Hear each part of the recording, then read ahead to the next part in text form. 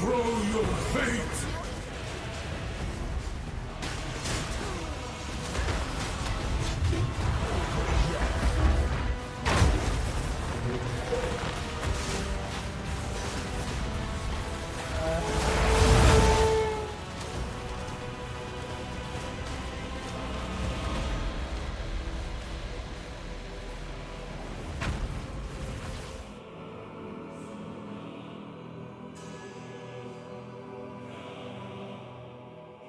Otter, our community, and I have been playing variations of our beast build for 3 leagues now, and I'm here to do my best to share a very detailed guide on the archetype with you.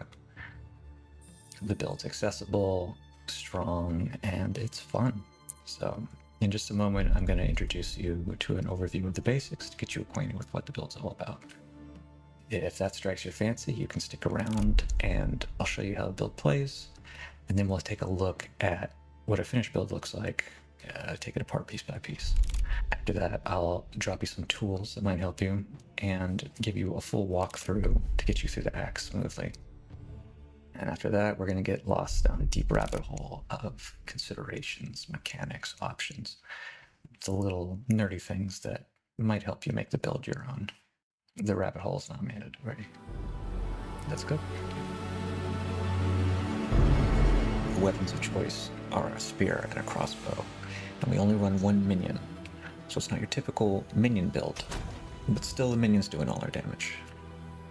Build revolves around Infernal Legion, which is a support gem for damageable minions. It'll set supportive minions on fire, burning them and igniting any enemies in their immediate vicinity. Fire damage is based on a percentage of the minion's HP, so increases to health not only improve defense, but offense. You can get very large values of minion health, and consequently, large amounts of burn damage. Path of Exile 1 players might recognize this as essentially righteous fire, but on your minion and not yourself. The burn from multiple minions does not stack, so 1 is all we need, and the beefier the better. Our minion of choice is a tame beast, a companion you get by catching a wild rare enemy, Pokemon style. Catching beasts is a fun minigame in itself, but the reason it's strong is the minion keeps its rare modifiers. The right combination of these fuel Infernal Legion to be much stronger. Our minion is our main DPS. Most of our time will be spent supporting it by spreading the fire so that we can clear faster. We can quickly cover large areas with oil grenades. As soon as the beast ignites an enemy on the oil, that will light the entire slick up. This effectively extends our beast's area of effect as far as we can shoot, and sustains its damage as long as the oil ground stays burning. Whenever we run into a boss or a tough encounter, we can support the beast by amplifying the damage enemies take. This is when our spear comes into play. The unique we run can aggravate ignites, letting them deal 100% extra damage, which is a huge boost. We'll cover the area in a spear field or 2, so that we hit enough times to trigger the aggravate. We can also do the more typical exposure and hexing to lower the enemy's resistance to the burn. With our help, the beast sails smoothly through maps and bosses alike. A lot of classes are viable on this build. We'll be looking at a witch into Infernalist because it's the most straightforward for beginners. Most of our gear is simple. We want additional levels to minions, health, energy shield and resistances, and a lot of attributes. Because the beast's base damage is so high, we can clear the game on very minimal gear. This can work just fine in SSF, since there's no mandatory uniques or very strict gear requirements.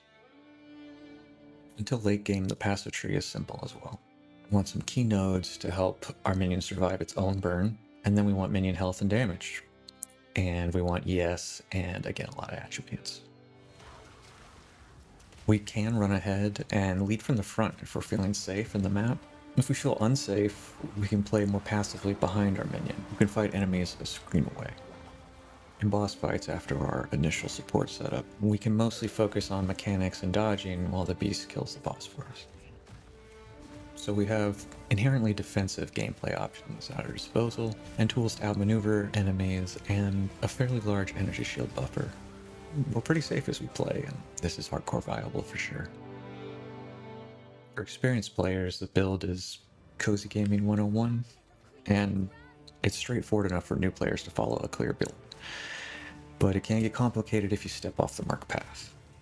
It levels through the axe smoothly, as you'll see in the walkthrough, and it's great as a league starter. We've done that multiple times, multiple classes. If you haven't played Infernal Legion before, I highly recommend giving it a try. But let's look at how to put the build together.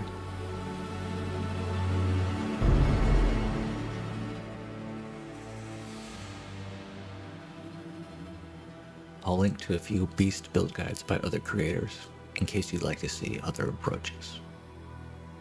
Something I'm always looking for when checking out a new build is to get a sense of the feel of it, the texture. How does it approach single target? How does it clear hordes? How does it transition between those two? Because our playstyle here is especially unusual for a minion build, I think I'd like to start by showing you our skill rotation and some commentary through a quick map. To keep it simple, I'll mostly avoid discussing variations and options. There will be plenty of that later on, but I'll be prescriptive for now for the sake of clarity. Let's look at our single target rotation real quick. I think Doriani's volunteered to be our test dummy. Usually you have an opportunity before a boss fight to fire into the room, so I would usually lay down at least one layer of oil and then roll in as I come. This will leave our mirage to help saturate the area. As soon as I've done that, I no longer need to use oil grenade. You saw how long that lasted. That'll pretty much be the whole boss fight, usually. If it's not, you can turn around and fire another oil grenade. If you look at the oil grenades, oil ground, the new version does add extra damage, so this will increase the damage of Infernal Legion, but it's not enough to be critical in terms of a boss fight. So as I say, you come in, you roll. At this point, as the boss is coming down, you have an opportunity to put down your storm. This should last for the whole fight, same as the oil. Next, we'll switch to our spear and set up our bleed. Getting spear filled down is probably the most important part here. You want to be sure to get the aggravate going as soon as possible. Switching to the spear before the ignite is also important, so that the beast can benefit from our scepter. You can put down as many spears as possible, depending on how long the animation is. If you only get one spear filled out, that's fine. As he's coming out, we'll cast Frostbomb, trying to time it so the first tick hits him just as he's spawned. We have Spell Echo on this for double orbs, which should pretty much devastate all his res. If you're self-casting your Hex, you'll also want to time it here. You can definitely run this rotation imperfectly. You can see here it wasn't optimal at all. The exact timing matters less than getting all the pieces in play. In terms of map clear, there's not a whole lot to say. You equip your crossbow and you run around playing a twin stick shooter and saturating the area as much as possible. You can see it's slowly growing. I see encroaching ground at work, and as you can see, the entire screen has been covered in 2 shots. If you are using Mirage Archer, then just as you roll, as your general gameplay, I don't know if you're anything like me, but we roll constantly, you'll be putting these down, and these will saturate areas behind you. Usually you'll be off screen by the time they're relevant. And by doing that, it kind of expands even further and makes sure it catches any stragglers if you're sprinting through a map. One thing worth considering is where you point your mouse. If you put it close to you, your spread will be quite small. Whereas if you fire towards the edge of the screen, you'll see that the projectiles are further apart from each other. So in terms of coverage, you probably want to be shooting towards the edge of the screen whenever possible. Eventually, even a tight spread will grow. So you can see it expanding.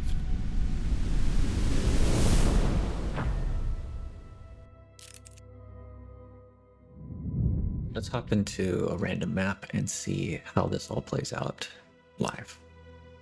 Now, first, I'm not going to use my crossbow at all. I'll show you who used to do it back in the day. The beast can clear just kind of fine on its own. Quickest clear, but it gets the job done. As you can see, I'm still kind of running through. I'm not having to weapon swap or do anything funky to get it to come out. I don't even have my Mirage Archer equipped. If you were to switch weapons so that you actually had your crossbow out, as you rolled, you would leave Mirage Archers periodically that will clear up everything behind you. You can see how much faster it goes when the oil is spreading the beast damage across the whole screen. With everything cleared out, I feel pretty safe to sprint until I come to new packs and I need to stop sprinting to shoot. I can still move at a decent pace doing action movie roll shots through the packs. Pretty much rest easy that everything behind me here is being killed. As things chase me, they're running through the oil, which is already ignited. So all the stragglers get pretty well mopped up. Oh shit, I shouldn't have taken that for the... shouldn't have taken that for the showcase, okay. I'm a simple man, I see a shrine, I click. An important detail is that if you shoot your grenade with no impact into the air, it takes a while to detonate. Versus if you run up and muzzle stuff your enemy and just shoot them at point blank range, like this, it instantly detonates, which is actually safer in many cases. It's also faster because you're not having to wait for the detonation. And it means we don't really care about detonation time, we only care about grenade cooldown, because in almost every case we are directly muzzle stuffing our enemy. This is not lightning spear levels of clear, but it is respectable. It's fast enough. We'll do the rotation again, just as Sky mentioned earlier. Grenade, drop the storm, set the spear, trigger the bombs. You can see the initial oil still burning, the storm's still going. We have more spears than we need. But usually when you spawn into a map, oh my god, chill. Usually when you spawn into a map, you have your, oh my god, relax. You have your beast summoned, and I was going to walk into the map without the beast summoned so that you could see that I don't actually trigger the ignite on anything. All my skills are carefully set up with supports to stop them from igniting, so that when your beast shows up, eventually, he's the only source of ignite.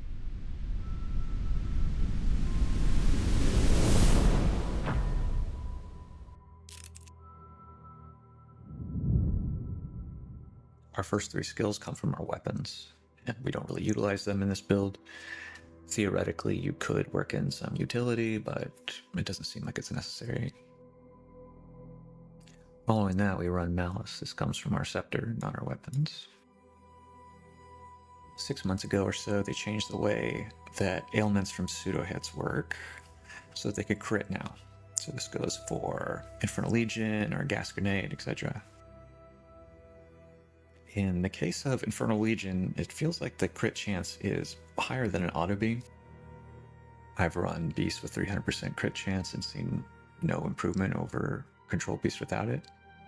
So it may be bugged, and they might patch the rate at which you can crit. And you may need to invest more in crit chance.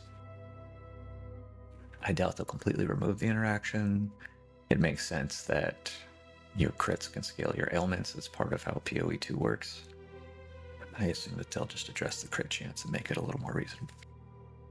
Crit's just one of our many scaling layers, so if they remove it entirely or nerf it, I'm not worried. We'll be just fine. I run Prolonged Duration. This will increase the duration of the critical weakness stacks, which means it'll stack higher, which would improve your crit chance if we actually cared about crit chance. So this may not be necessary, but I have it in here as future-proofing and a good habit. Upwelling is a cheap support that gives us a little bit of incidental minion damage. We have flex slots here, it depends on what you like. A little extra mana regeneration and a little trickle of health.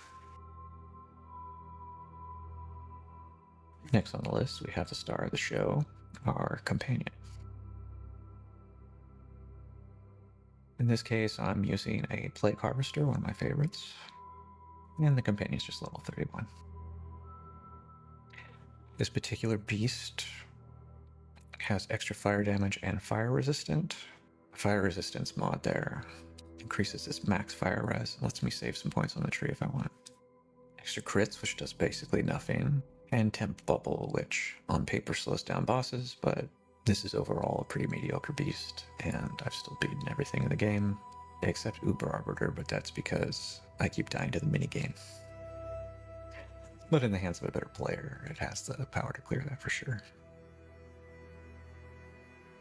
Infernal Legion 3, this is actually a big upgrade over Infernal Legion 2. You do take quite a bit more damage, so you need to make sure that your defenses are on point. But the extra damage that it does is well worth it. So this is the goal. You may need to go out of your way for extra minion regen to make sure that you can sustain this. Until you can, go ahead and use Infernal Legion 2. If I recall correctly, the only difference between 2 and 1 is that 2 has a better area of effect. So definitely use 2 over 1. Beating Frenzy, one of the most efficient supports. Consuming Flame, we're doing a pseudo hit, but this still balances out as more damage. Jealous is +1 level, and the quality is helpful. If you don't have this yet, just use Minion Mastery. Soft Pyre is one of the most important supports. This specifies chaos damage from hits, but we are doing a pseudo hit, so this counts for us. And this lets chaos damage contribute to ignite magnitude. Now we're an Infernalist, so we don't actually need this line. But it still gives us 40% of fire damage as extra, which is worth using. Keep in mind that ignite damage is calculated pre-mitigation. So the chaos damage in the hit isn't actually affected by chaos resistance. So using Despair or Wither won't actually make this any stronger. Once the ignite goes off, the ignite is pure fire. So there's no reason to use chaos debuffs like Despair. Unfortunately, the tooltip here doesn't really give us a lot of information on how much damage the Infernal Legion itself is doing. The most important stat on our beast is fire resistance. As close to 90 as you can get. Basically, none of its other defensive layers matter. This minion only has about 45,000 life on this weapon set. And when you switch to your scepter, only 80,000. On an Infernal Legion build, you can get much, much higher than this, but this fellow's utility makes it worth it to me. And in most situations, you don't need any more damage than this. I can see it's taking 30% of its life per second as fire damage, and it's only regenerating, in this case, 2,500 or so. That is not 30%. But you have to keep in mind that we are reducing that 30% by almost 90%. So the 13,000 or so from here is getting cut down to 1,400. And we are over regenning, plus any damage that is taken in a boss fight. Besides maximum health, regen, and fire resistance, the only stat that I really care about is movement speed. Let's move on to Convalescence now. This is essentially a health potion for energy shield users. It's on a long cooldown. We have it cut down a bit. Our uptime is about 50% or so. We've taken a lot of our energy shield and damage, and we don't have an opportunity to disengage and start the regeneration process. This will kickstart our recharge. Because I have this, I don't invest very heavily in faster start of energy recharge because I can use this in situations where it's life or death. I can only use it once though because of the cooldown. So if that's an issue for you, you may want to invest slightly differently. We support this with cooldown recovery so we can use it sooner. Prolonged duration so that if we continually get hit during the buff, we can continue to regen. Upwelling 2, the second version of Upwelling, you can run 2 at once, of course. And this is, again, more incidental minion damage. And full-headed. As an energy shield user, you do not really want to be ignited for any amount of time.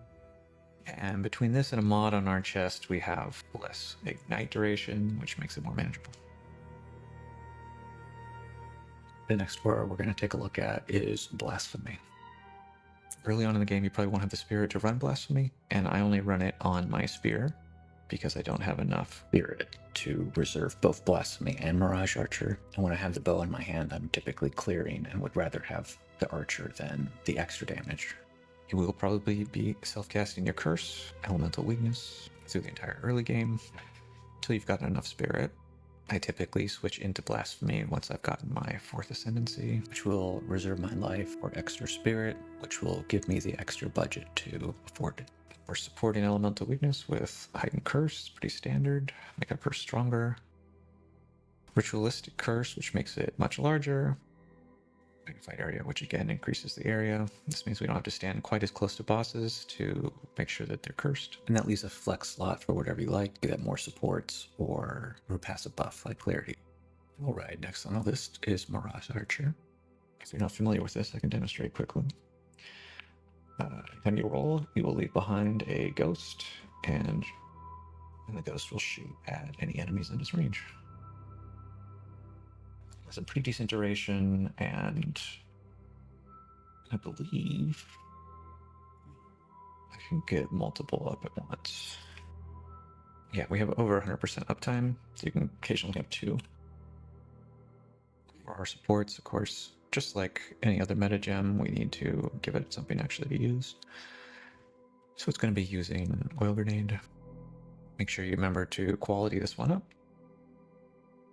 We're using Immolate, which keeps this from igniting. If you didn't have this, then quite often the oil would be ignited by the shot that spread it.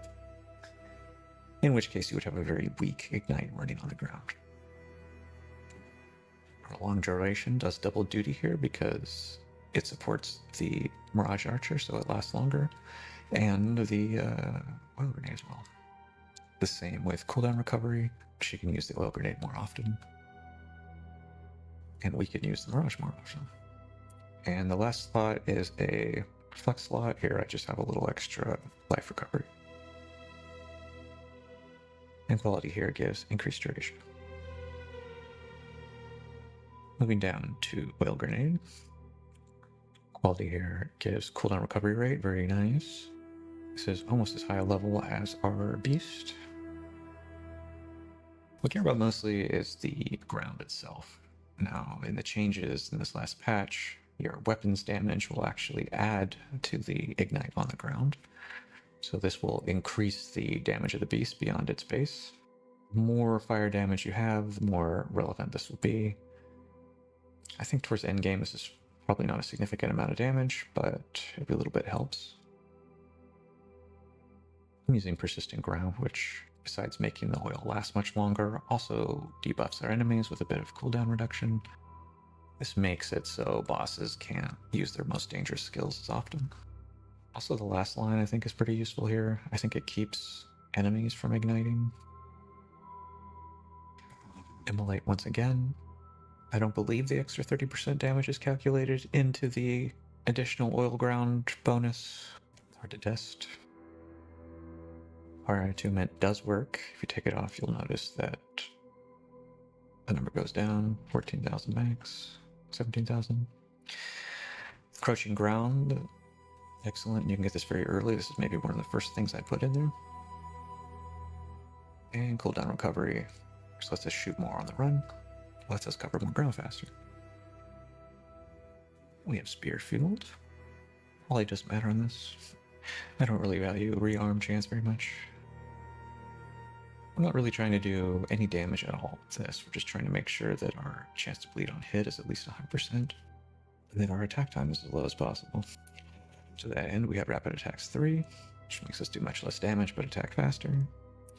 Immolate again, since this would also set off any oil. Bleed to make sure that our bleeding chance is where it needs to be without investing further on the tree. As for Shock Conduction and Stormfire, it'll make more sense to talk about this after Thunderstorm, so we'll circle back. Disengage, again, quality doesn't matter here. We are looking for speed and the ability to use it more often. So we have rapid attacks, again, less damage, faster speed. Immolate, just in case we were able to hit anything. We don't want to ignite it, although I think you can probably get away without this. Cooldown recovery lets us backflip more often. And second wind gives us 2 charges. If you are in a situation where you're needing to jump through a group of enemies, if you miss that jump, you don't want to be left high and dry. So this gives us 2 opportunities to get out of trouble. Keep in mind that you'll always jump backwards, so if you have to sometimes turn the direction you don't want to go the way that you do want to go. A little bit annoying at first, but it becomes fun as you get the hang of it. The most important part about disengage is it will move you through packs of mobs. So if you get pinned in a corner, you can actually escape. Moving on to Frostbomb. Very important quality. This has some of the highest potential exposure. Even though Oil Grenade, it does apply exposure, which is fine for normal mapping. For boss situations or tougher encounters, we would like the extra. I have put in exposure, which is pretty standard to increase this exposure effect. And cooldown recovery. This improves uptime. Spell Echo will only work if you have either overabundance or some other way to get 2 frost bombs, since it has a limit of 1. We get our second frost bomb from the tree. Magnified area. This just kind of improves the range at which you'll cover an arena, so the boss doesn't walk out of it, for example. And elemental focus, because we do not want this to set off the oil. Last but not least, we have a thunderstorm. I don't think the quality is very important here. Here's the damage. We just want to make sure we're high enough level to apply to all enemies. So here we have elemental focus yet again. We do not want to start the oil off of a lightning bolt. The key for thunderstorm is that it drenches enemies. When they have the drenched status, they become easier to shock or freeze, but we don't actually care about that because we are using shock conduction. If the enemy is drenched, it will always shock. So we don't need any investment in shock chance, and it also doesn't seem to care about ailment threshold. This means that with a very small amount of lightning damage, we can always shock. We're doing just a tiny bit of lightning damage, but it is enough to proc the shock. The main reason I care about the shock is I want to apply Stormfire. Stormfire seems to work on the very end of your scaling. It's not quite 20% extra in our testing, but it's close. This is very unusual that it actually does change the ignite damage type from fire to something else.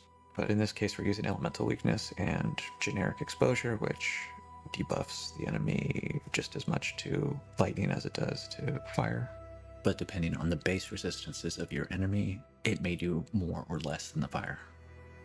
The reason I run this in Spearfield instead of in Thunderstorm, which should be a more efficient setup and would let you put in Commiserate and other tricks to get even a higher shock magnitude, is because Immolate only works on attacks. And to keep Thunderstorm from igniting the oil, I need to use Elemental Focus, which means I cannot shock, which means I cannot use Stormfire. My attack with the most spare points and the one that's most relevant to needing to shock a boss is a Spearfield, so that's where it ends up. Filling out the rest of our sockets here, we have Expanse. This gives us a lot of area of effect at the cost of a cooldown, but if you see the duration, we have plenty of time for the cooldown to reset. Part of that is prolonged duration, and Expanse stacks with magnified area, so getting the maximal area so that we can cover every boss arena. And the last piece is Lightning Mastery, which, especially early on, is useful to inflate the level of your storm so that you can drench higher level enemies without having to meet the stat requirements of a higher level gem.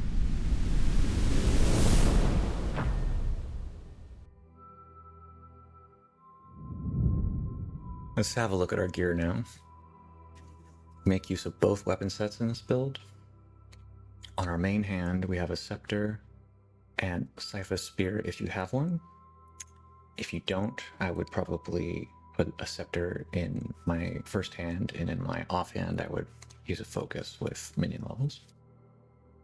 Scythos is not mandatory for the build, but it is the single largest damage increase. Pretty much will double our damage. The stat you probably want to prioritize is chance to aggravate bleeding. This just reduces the amount of spear field hits that you need on average. None of the damage really matters, and the chance to bleed doesn't matter either. You can get whatever corruption suits you. I'd say ideally, like, the more sockets the better.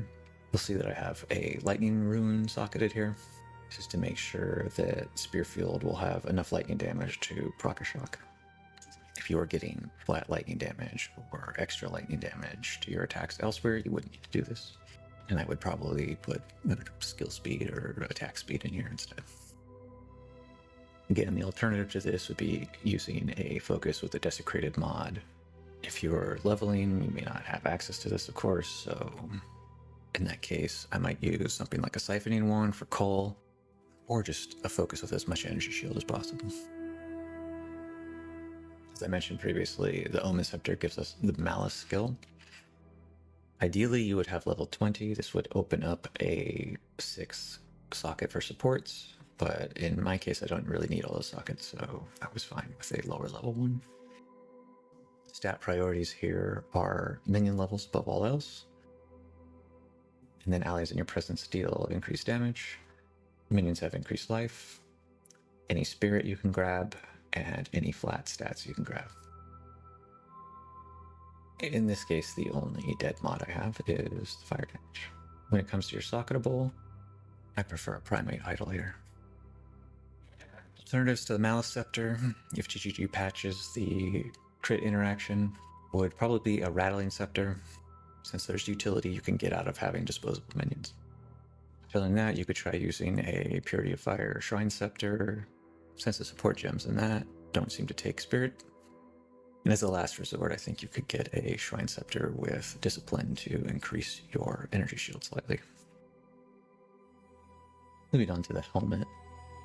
In 0.4, we were able to get twice corrupted uniques, and the Vertex is able to roll level of all skills. In this case, I have 3 to all skills, although 4 is the max. I also have a Corruption for +1 minion skills and 2 sockets. This is more of a budget option, since getting that extra level costs quite a bit. The skill gems have no attribute requirements line is actually very useful to us, since we don't have to have as much dexterity to run Tame Beast when we're using this. We still will need some to use some of our equipment, like our crossbow, but generally speaking, it allows us to reallocate a lot of our dexterity into strength, so we have more health, which gives us more energy shield and more spirit. When it comes to what to socket, that's up to you. I think reservation efficiency of minion skills is the most common. Cooldown recovery and skill effect duration are very useful to us. As you saw during our gem walkthrough, we have a lot of cooldown recovery and increased duration gems. So I'd recommend a cooldown recovery rate soul core for your second slot if you have one. Stat requirements for your helmet, if you're using a rare, are level of minion skills. Beyond that, you want life, energy shield, attributes, resistances, and I would say the last priority might be rarity. And you obviously want to use an energy shield base. We're going to have a theme to our armor where most of what we want is as much energy shield and life as possible, and enough resistances to cap us. Unlike many energy shield builds, we actually care about having a high life total on our items, since again, life is converted into extra spirit and extra energy shield. Moving down to our body armor. Since we're flexible, this is usually quite a budget slot, as you see here. To hit certain of my spirit requirements in this build, I used a 3% increase to life soul core to hit my breakpoints. Ideally, this would be 2 increased energy shield runes instead, or whichever resistances or attributes you're short on. Boots, likewise, same thing. You obviously want as much movement speed as you can get. It's one of the critical stats in the game. Besides that, we want as much energy shield and life as we can get, and resistances to help get us capped. In this case, energy shield recharge rate might not be the best, but synergize with our convalescence slightly to get more out of it. You could go for attributes in this slot if you needed it, which you may do before you get your vertex. For the gloves, once again, we care about life, energy shield, and resistances above all else. In this case, we have the optional stat of rarity, and we do have a fire damage to attacks. Flat fire damage to attacks here increases the oil ground bonus that we get.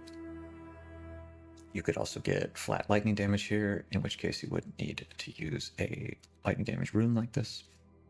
Or you could skip that entirely and just lean more into energy shield.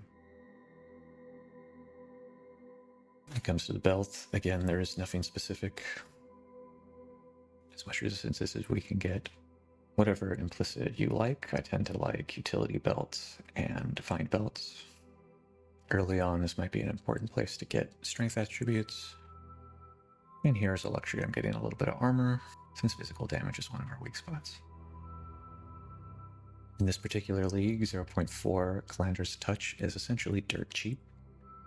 So it's more cost effective to use this than to buy 2 real rings. Check the economy in your league, it might be different, it may make more sense to get 2 separate rare rings. Again, what we care about here is life, attributes, and resistances. In this case, I'm also getting flat fire damage for the same reason as I'm getting it on the gloves. It increases our oil ground damage. I have a gold ring base here, just again for luxury of rarity. And I have the desecrated mod for minions deal increased damage if you've hit recently. Because we're using our oil and we're using our spear all the time, this is almost always up. If we move over to our necklace, our stat requirements here are level of all minion gems, and then energy shield and life, and attributes and resistances. You get the idea. In this case, my anointment is among the hordes. This notable is off to the upper left of our start. It's just a little further than we can path to. It's one of the few sources of minion movement speed on the tree, about 1/3 of the total. We do actually care about having a life last since we have a small buffer of about 1,000 health. This is sort of an emergency or to counteract bleeding. Or mana flask, I value this unique quite a lot because I never have to worry about hitting the button. It's just casual, passive regeneration to my mana pool to keep me topped up. I don't really have very high mana costs in general. For charms, I have a luxury of a golden charm. You may want this to be an ignite charm if you don't have sources of ignite duration reduction. Thine charm and stone charm help make sure that I never get immobile and I'm always able to disengage or dodge and otherwise maneuver and survive. Gain charges per second is one of my favorite stats on charms, but whatever floats your boat. Again, it's flexible. For our last slot, we'll jump over to the crossbow. Strictly speaking, you could use a white normal crossbow with no stats because almost all of our damage is coming from the beast. I recommend having a extra grenade projectile implicit. 2 is pretty much enough. You don't need to use any extra projectiles, I don't think. I would say the stat priority would be the desecrated mod for grenade duration, followed by projectile skill levels. After that, I'm not sure it matters. You could lean towards attributes perhaps, or you could lean all in on damage. Here I have a decent flat roll on fire and some increased LE damage. The grants 5 life per enemy hit utility is not all that useful. This is the first crossbow I traded for on day 2 or 3 or something, and I haven't had to replace it through the league. For your runes, you can put flat fire damage here, or stats to help support the strength and dexterity you need for this. In my case, I'm using Spirit to give myself the ability to use Morrow Charger. Your overall stat priorities are minion levels before all else, followed by movement speed, capping your resistances, meeting your attribute requirements, padding your life total, and stacking energy shield. At that point, my extras tend to go to rarity. You could also focus on more energy shield recharge rate, faster start of recharge, more mitigation to things like the ignite reduction we have on our chest. In terms of key items, there are no required uniques, but getting the spear is a very big damage bonus. Besides this, it's just fine to run all rares in a lot of other slots. In previous leagues, all our items were rares besides the spear. I'm not sure if the Vertex or Twice Corrupting will stay in the game after this league. If not, we'll go back to a rare helmet most likely. And again, check the market for Calandra's Touch. If it's cheaper than buying a second ring, go for the Calandras, otherwise just buy the ring. And spirits can be easily replaced with any other mana flask.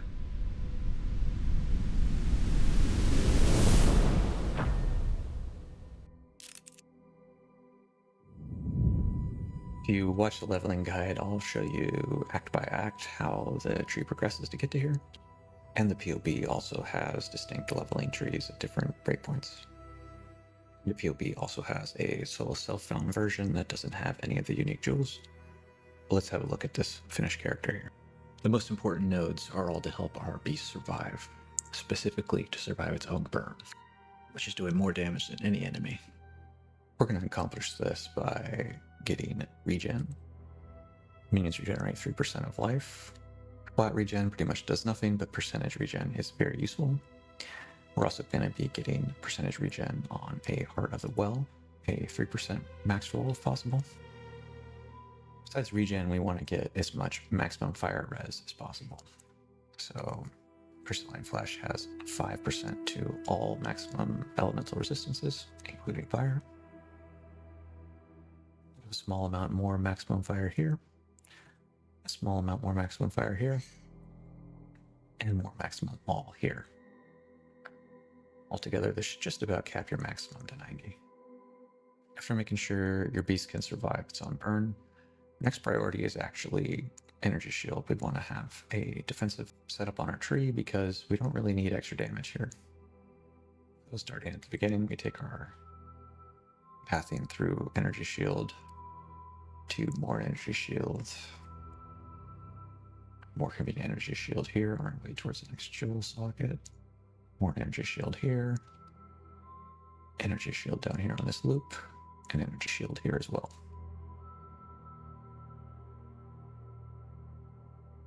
After energy shield, we're looking for minion health for the most part. There's some here, here, pretty much anywhere where you see red. Incidental health here. Incidental health here on our way towards our fire res. More here is efficient 12% points. As far as minion damage goes, we get some here, along with our minion movement speed, which is very important. And some more here, as well as critical bonus damage here, here, and here. Critical bonus damage is useful if you're using the Malice Aura. So if you're not using it, feel free to reinvest these elsewhere. An excellent source of combined health and damage for your minion is Gigantic Following. The stats are somewhat hidden here, but gigantic minions have more health, more damage, and are bigger because size matters. This will make all of your minions cost more to reserve, but because we're only using one minion, this effectively just saves us a support slot, so we don't need to use a support gem to get our beast gigantic. The pathing up here isn't bad either.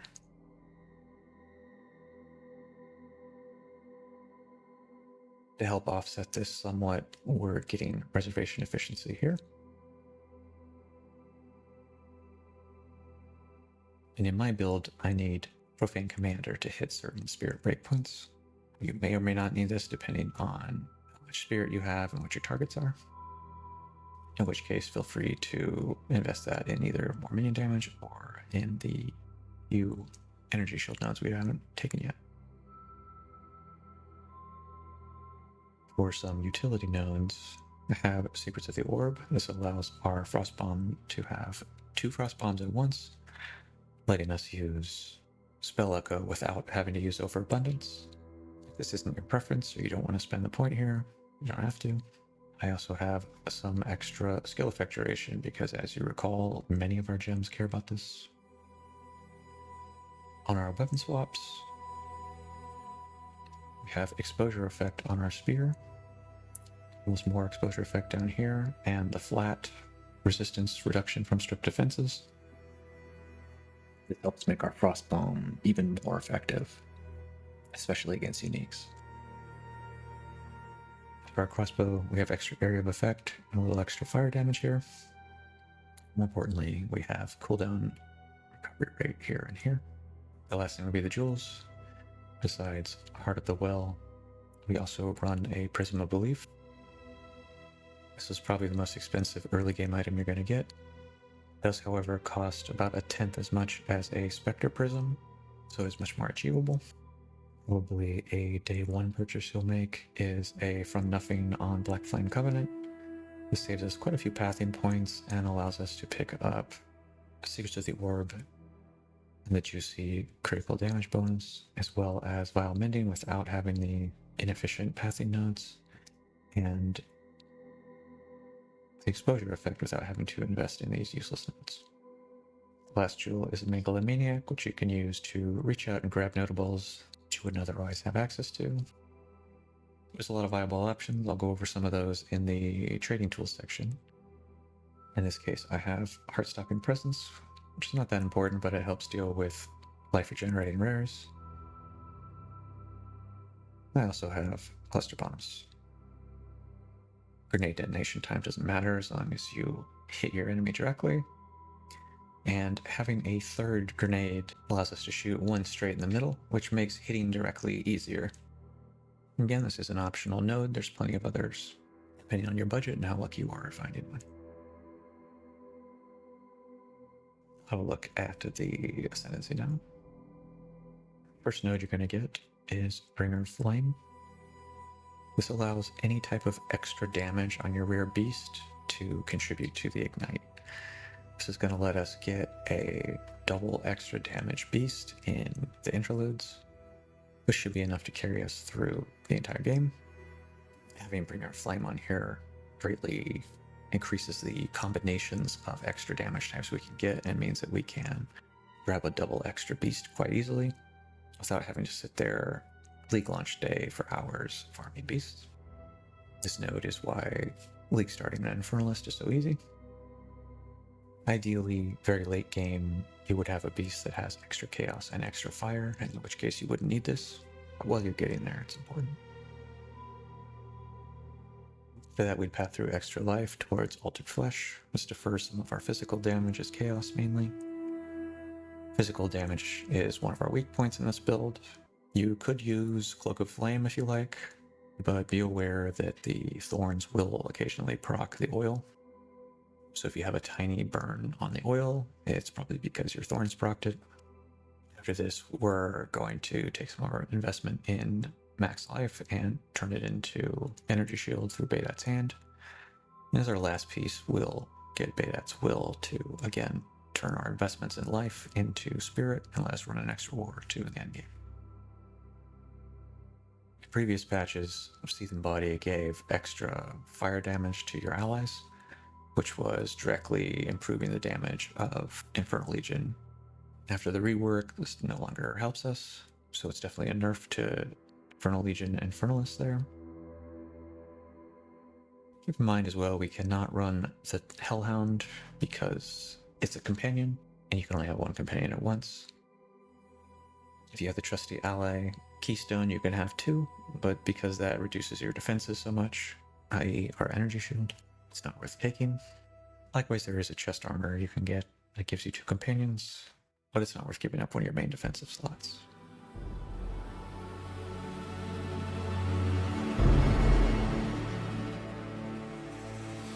Going an uncut run would take hours, and this video is long enough as it is. If you feel that watching uncut witch runs through the campaign would be helpful, I'll leave links in the descriptions to a couple great ones. Here, I'll just be taking a half hour or so to talk you through the run's most important points. My goal is to expand past a path of building or a written guide, give a little more color and shape where needed. For the more minute details, check the path of building file. I'll talk more about passive building in the tools section, which follows this one.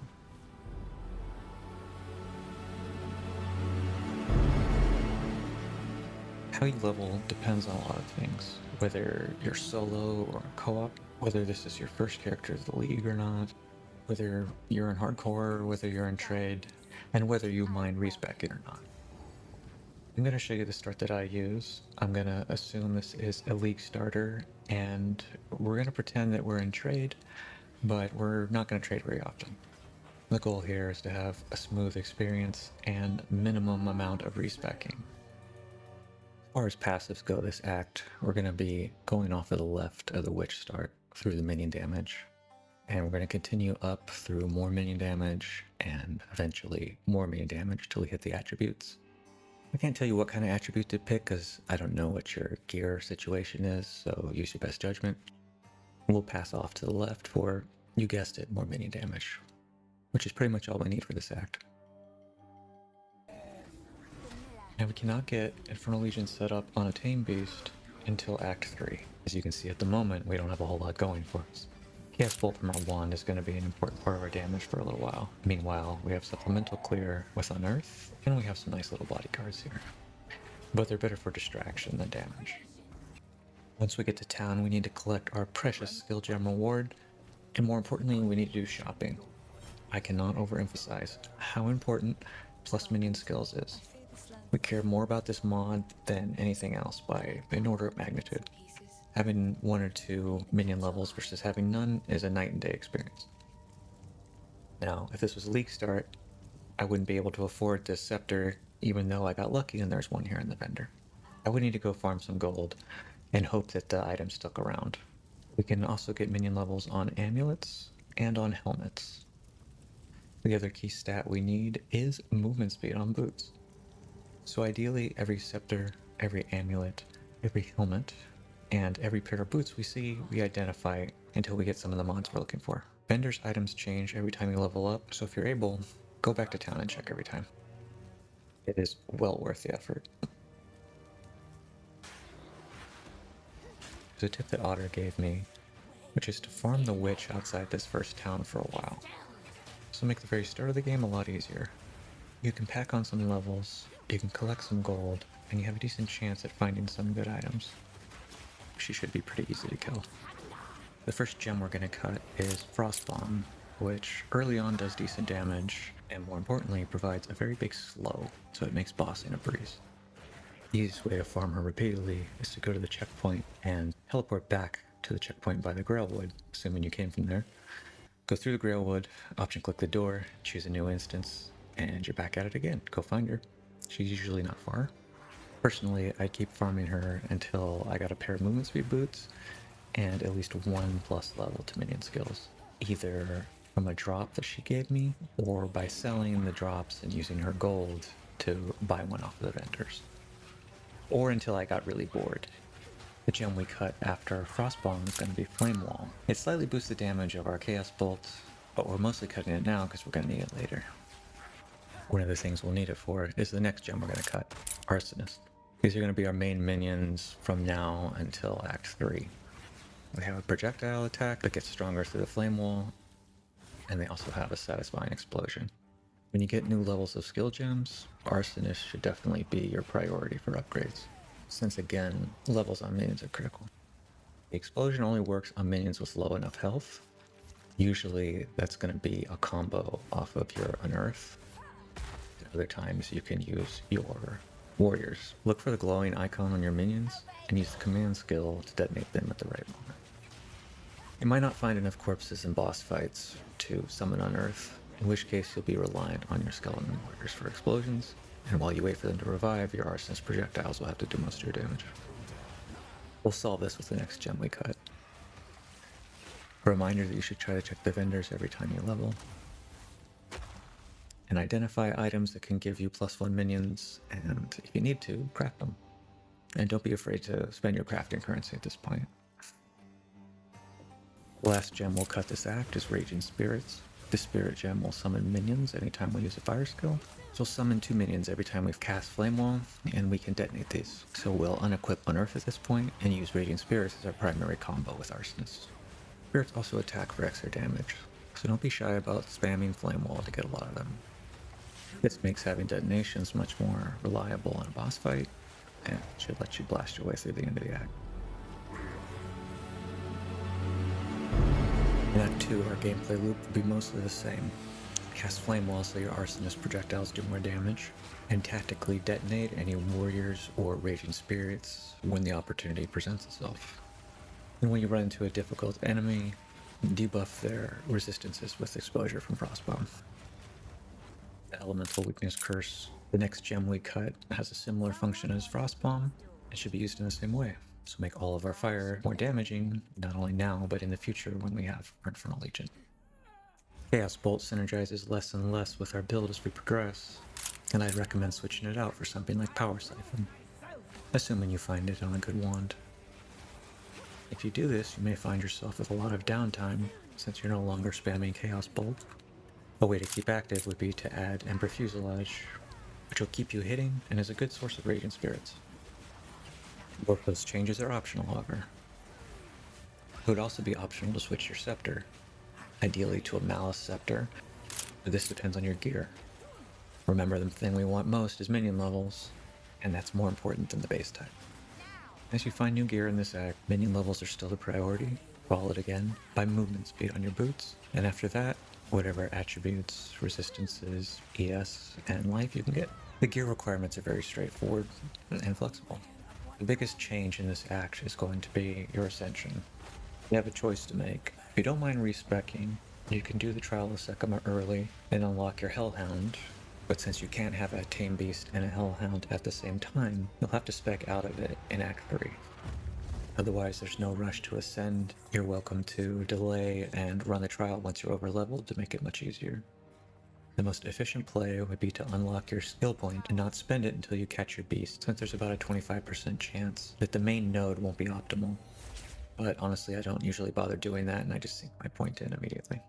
Bringer of Flame will be the node that we pick. It's what makes Infernal Legion so easy to run on a tame beast. I'll explain more later. But now let's look at our passive tree plans for this act. We're going to head off to the left, getting, again, much needed attributes. What these are going to be depends on your gear situation. And then there's about half a wheel here, points that are very helpful for our arsonists.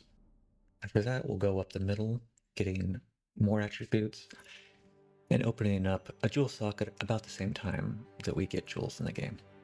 We're going to invest in more attributes as we head off to the left, and we're going to prepare for our Infernal Legion swap by getting some minion life and minion regen. All in all, this is a simple act to cruise through, without a whole lot of changes or upheaval in our build. Which is good, because next act, everything changes. When we reach Act 3, we'll be able to get level 9 uncut skill gems. So we'll be able to tame a beast, and move away from arsonists into our Infernal Legion. We'll discard nearly all the skills we've been using, and transition into a whole new set. Swapping gracefully is probably the most difficult thing in the acts. Our attribute requirements, especially for dexterity, are going to change quite a bit. It might take you a little while to assemble all the gear you need to make this transition. Don't push a change too soon, that would be arsonist bombing your own foot. Wait until all the pieces come together. Stockpile some uncut skill gems, plenty of uncut support gems. Make sure you can reach the attribute requirements of the new gem and some of the new gear that we're going to need. Keep your eye out for bombard crossbows, either on the ground or in a vendor, since we're going to need one of these for our offhand very soon. When you're ready to swap, it'll be time to catch a beast. I'll show you how I grabbed my first beast. In the jungle ruins and in the infested barrens, there are troubled camps. These small areas have a merchant, but more importantly, they have guaranteed rare beasts. Quadrilla, an antlion, and a boar. My recommendation is to try to get a boar in the infested barrens. The strategy is to find the troubled camp's checkpoint. As long as you don't kill or capture the rare, they'll keep respawning every time you pause the game and restart from the checkpoint. Each reset will change their mods. This lets you very quickly go through hundreds of options. This camp is 2 for 1. You get to see the antlion and the boar at the same time. I'm mostly interested in boar. I don't enjoy having antlions, but if the mods were good enough, I'd still take it.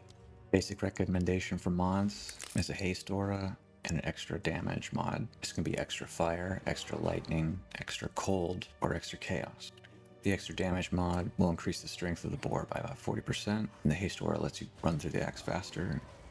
Keep resetting the checkpoint until you find the mods that you're looking for. It usually doesn't take too long, it depends on how greedy you are. If you're not familiar with how to catch beasts, I'll link to a short in the top corner. But basically you cast Tame Beast on your target and kill it before the duration runs out. Gem will be transformed to contain the beast you just caught. Flick it like an aura to reserve your spirit and summon your beast. I recommend equipping a second Tame Beast gem so you'll always have it ready if you run into a beast in the wild that you want to catch. This farming method at the Troubled Camp is a good way to get a starter beast, but you never know when you'll find an upgrade. We can unequip almost every other gem we've been using, besides Elemental Weakness. We have 3 more to add. The most important is Oil Grenade. This will let us project our damage across the map and clear much faster. Again, ideally we want a bombard crossbow for this. You don't need to worry about the stats right now. When it comes to single target, ideally we replace our wand with a scythe spear. You can keep using a wand until you get one. Once we do have the spear, we're going to want to put Spear Field and Disengage on. Disengage lets us get out of sticky situations if we're crowded in a pack or need to dodge. And Spear Field hits enough times to guarantee an aggravate. Getting aggravated ignites so early in that campaign means that from now on bosses are just going to melt. We've played solo Self-Found without the spear and it still clears the campaign fine. If I'm playing Trade Lake, this is the one item I'll buy during a campaign. Stats don't matter all that much, so for my first spear I'll just pick whatever's cheapest usually. We'll replace it later on with a nicely corrupted one. It's typically a very cheap item on League start. Unless the meta changes, you shouldn't have any trouble getting your hands on one. This act we've reworked our gear and our gems. Let's look at our goals for the tree. This is the only respec I recommend during the axe. These nodes on the lower left are great for arsonists, they're not very good for the beast. So we can reclaim some points and come in from the top, getting crystalline flesh, which is very important. If you can't afford the respec, you can path to crystalline flesh from below.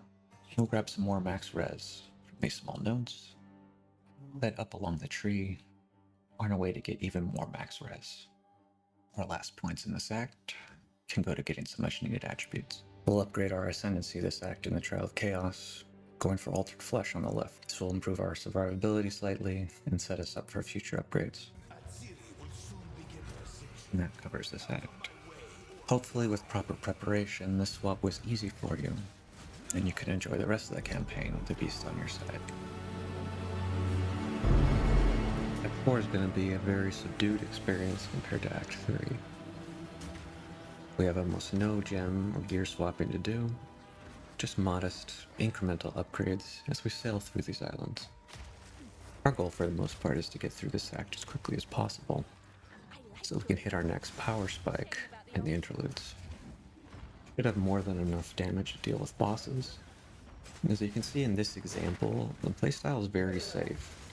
The beast tanks for us and does all our damage, and we can literally sit still while we wait to win. Or spin around if standing still is too passive for you. The bosses should go down in a blur one after the other. When it comes to clear, our oil grenades can project our beast damage over the whole area. Functionally, this is like having a boar sitting on top of every enemy. And if bosses can't take that heat, other enemies aren't going to slow us down at all. When it comes to the passive tree goals this act, we're mainly trying to increase the beast's life pool now, and by doing so, increase its damage and defenses. Branch out to grab some life nodes, a little bit of movement speed, and a little more life by our start. And that's about it. We cut right through this act and are on our way to the Interludes now, where things will mostly be more of the same, except we're going to upgrade our beast. And as we finish Act 4, we can go right ahead to catch our next beast. Travel to the bazaar in the Marrakech section, then run right through town to the exit in the north. We're going to keep running straight up, be looking for a dry riverbed, and follow this up to the next zone. Pro tip, do not get tripped on this run. Just that quick, we've made it to the next waypoint. I'll link to a short in the corner explaining why this is useful. Basically, it's a more convenient respawn point. So we turn around to the zone that we came from, we can usually head straight to the right and find our target. Make sure that you unequip your beast. You don't want to do any damage to the rares. As long as you don't damage them, they'll keep respawning just like the boar and the antlion before in Act 3. These wasps don't by any stretch of the imagination have the highest HP in the game. They do have excellent quality of life and movement speed. If we get the right mods, they'll clear the entire atlas for us. I recommend that you get any 2 of extra fire, extra cold, extra lightning, or extra chaos. This raw damage boost is the most flexible bonus we can get right now. Quick note that these wasps are too fast to ever spawn with the hasted or haste aura, so don't waste time looking for that mod. I recommend not being greedy and just grabbing the first double damage beast you see. Once you catch your beast, if you're not happy with the mods it has, you can just come back and catch another one. For example, it exploding corpses all the time is very irritating. As soon as you get your wasp online, you should feel a lot stronger. I'd say it's about twice as strong as the boar. From here, I'd prioritize getting your next ascendancy points. You should have plenty of damage to breeze through.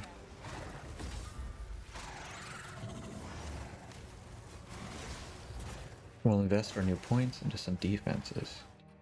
By getting Bedat's hand, we can reserve some of our life to give us energy shield. And by adding convalescence, we can get an emergency heal.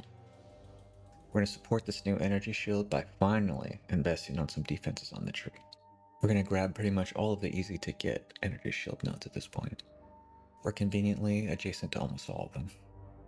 We didn't really need this defense for the campaign, but as we're going to push maps very soon, it's worth bulking up.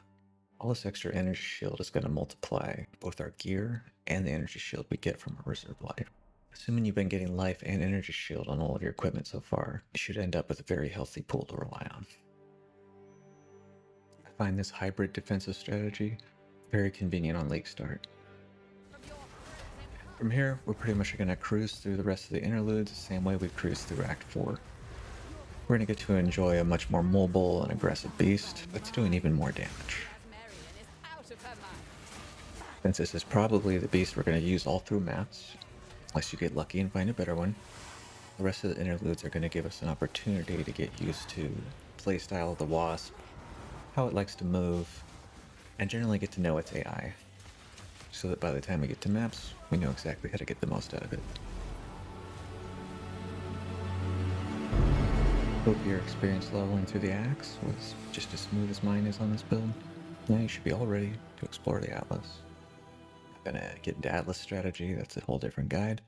I will take a little time here though to show you the order in which I continue to level up. I head off towards the jewel socket, pick up some more defenses, and grab some of the minion damage I've missed so far, as well as some help with my reservation. Then again, more jewel sockets. As you can see on the path of building, companion emeralds are very strong. Grab a bit of skill effect duration. This should help our debuffs last longer, especially helpful for Malice. Grab some value attributes, which I'm sure by now you know are precious, as well as a little more energy shield. Over on the left side of the tree, we'll grab a couple more energy shield nodes, a few more attribute nodes, and our last jewel socket. We can also use our weapon swap skill points here. I like to take my main hand with the spear and invest in exposure effect. And on my offhand with the crossbow, try to get some area effect here, and more importantly, these cooldown reduction nodes at the top. And grabbing the last of the exposure effect over here. Here on trade, you can use jewels to simplify this process quite a lot.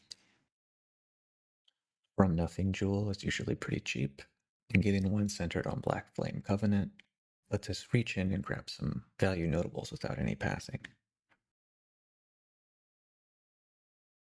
For our last ascendancy upgrade, we're going to go for Bedat's Will. This will reserve even more of our life, but give us a lot of spirit to play with.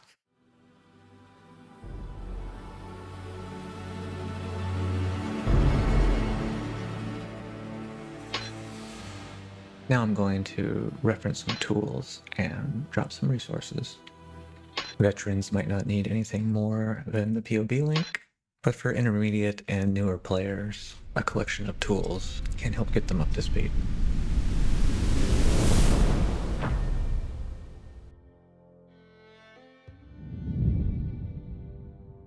I know quite a few people prefer Maxroll to Path of Building, so we put a version of the guide there.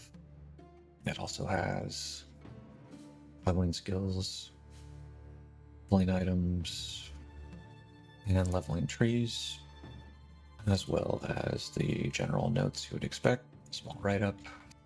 Hopefully this includes everything that you need.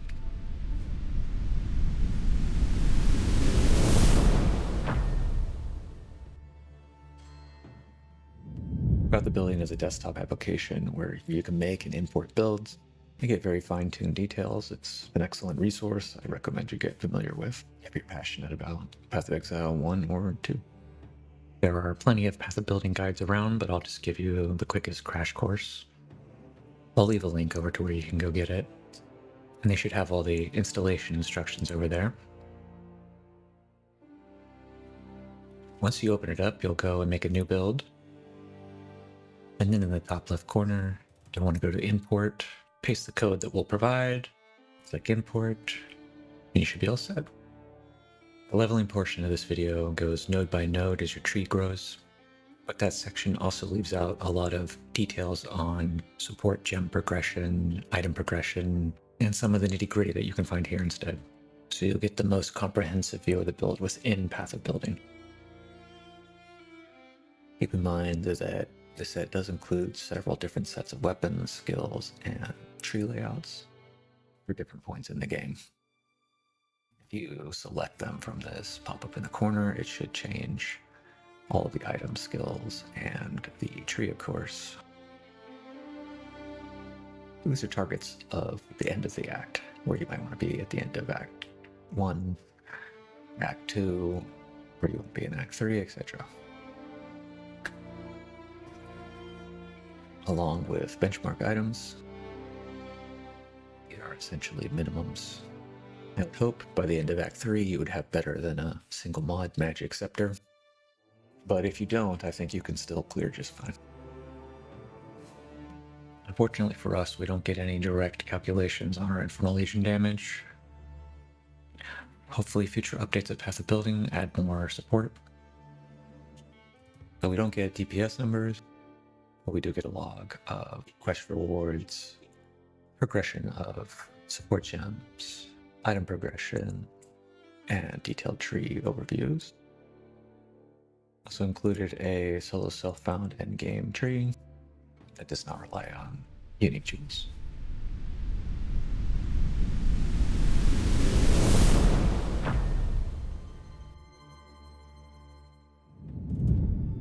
You can't use Path of Building because you're on a console or a Mac or what have you. There is a version that'll run in any browser. I don't use it myself, so I don't know exactly how stable and good it is, but I'll leave a link to it anyway. And you can import your build just the same as a normal Path of Building. And it contains all the same leveling trees and the same gear trees and the same skills, as well as the calculations and so on. So if you don't have a way to run Path of Building or you don't want to set up installing it, this should hopefully be an accessible way to get your hands on the build.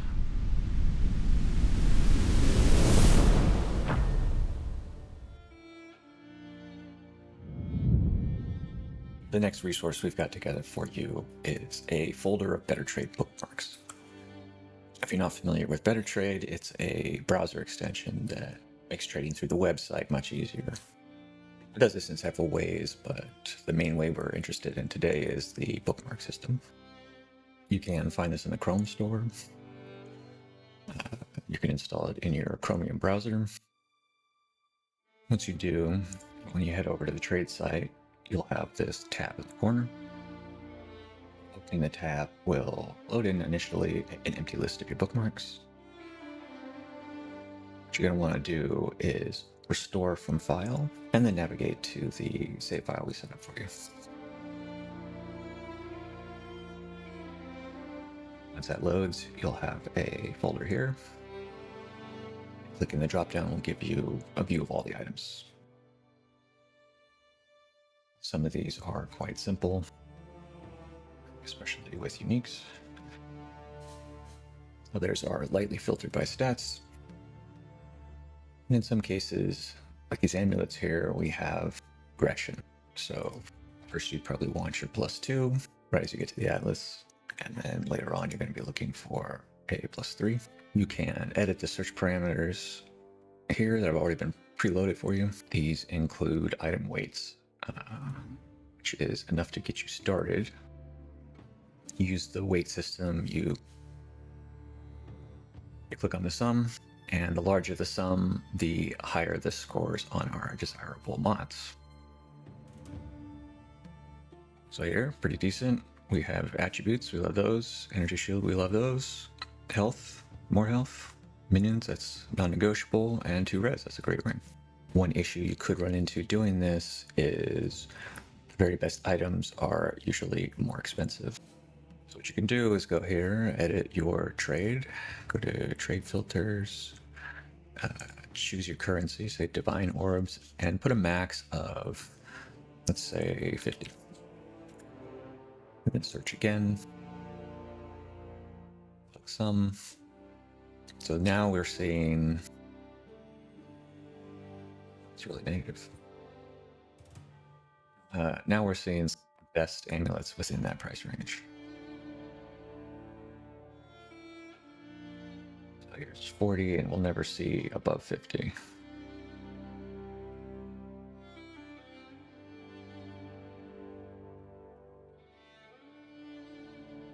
If I load this again, it'll erase my trade filter. It'll reset it. If you would like to save it, then you would set your filter to search and then right click over here and do save active trade.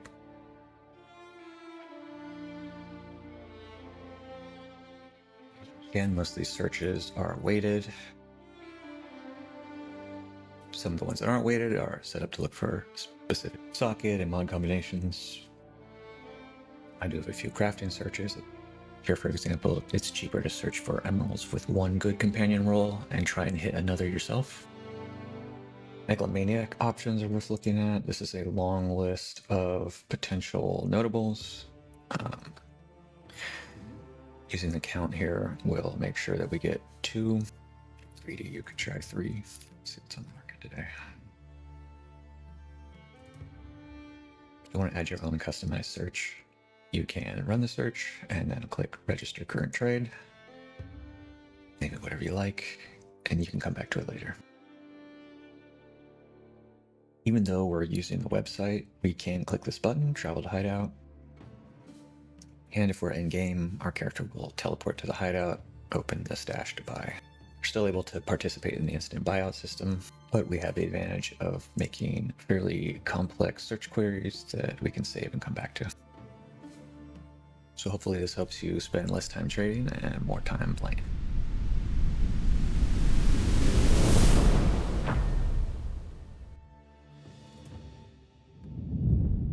Loot filters are as personal as they are important.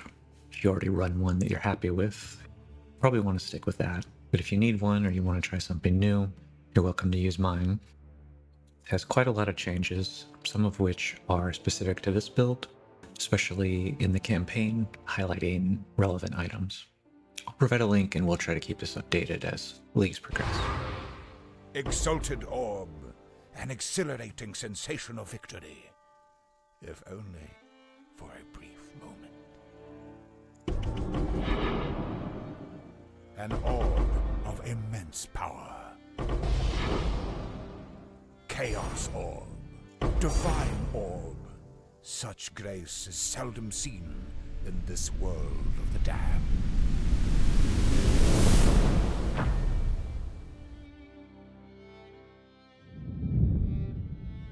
And a quick one for anyone not familiar with Thylokin's Exile UI. This is a tool you can use to put overlays on top of your game. It can do quite a lot. Layout reads, clone frames, and plenty more. But what we're interested in is a act tracker. This will help you keep track of where exactly to go and what to do. Now, I have not put time into setting up a guide for this particular build that would tell you, you're in this act, you hit this level, you have access to this support gem, swap it out, that sort of reminder. I've left all that mostly just in the PoB. If people express enough interest in the comments to make one of these, then I'll build it.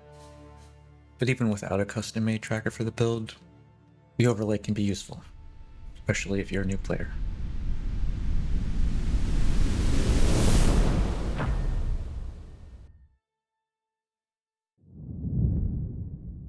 Bettertrade file, downloadable loop filters, PoB, and all the other links you need are going to be collected on our Discord. It's a pretty quiet, small server where we talk about nerdy mechanics. Ultimately, the best resource is always going to be other players to get their ideas and have them answer your questions. And I'd say that's the place to do it. So whether you want to ask us questions directly or you have things you'd like to share or ask to the wider Infernal Legion enjoyer community that we have assembled, you are welcome to stop by.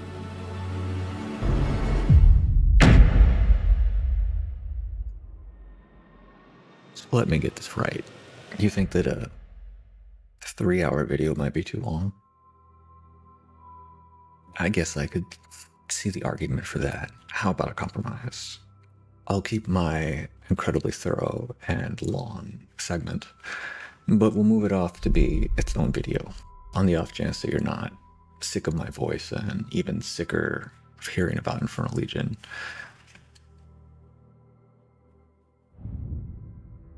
Listen to it at 5 times speed, maybe it'll be almost a normal pace.